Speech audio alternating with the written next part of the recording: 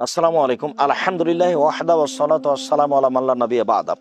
আমাদের আল ইতিসাম টিভিতে জিজ্ঞাসা করা হয়েছে, গুল ব্যবহার করলে সিয়াম নষ্ট হবে কি? সম্মানিত দর্শক মণ্ডলী, গুল, তামাক, বিড়ি, জর্দা, সিগারেট এই সবগুলি হারাম খাদ্য।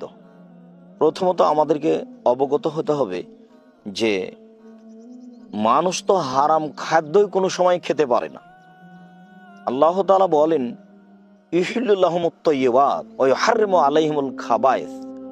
আল্লাহ তাআলা তাদের জন্য পবিত্র জিনিসকে হালাল করেছেন আর অপবিত্র জিনিসকে হারাম করেছেন। গুল, তামাক, বিড়ি, জর্দা, সিগারেট এগুলো সব অপবিত্র জিনিসের অন্তর্ভুক্ত। সাথে সাথে কেউ যদি বলে যে এতে বিবেকের ক্ষতি হয় না, তাহলে রাসূল সাল্লাল্লাহু আলাইহি সাল্লাম বলেছেন, মাসকারা কাসিরুহু ফাকালিলুহু হারামুন।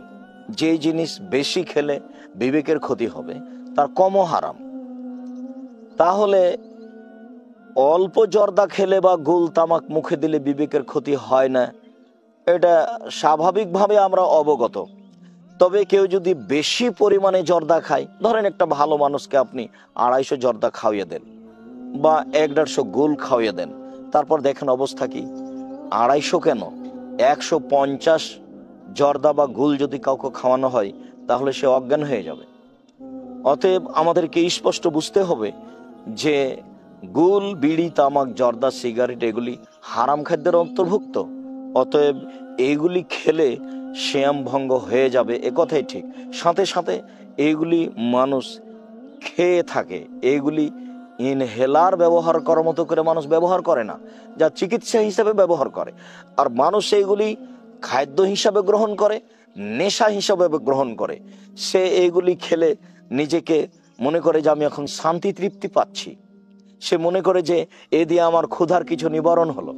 এটা মানুষ মনে করে, কেননা এটা তার নেশা। নেশা তাকে এগুলো কিছু করলে সহযোগিতা করে।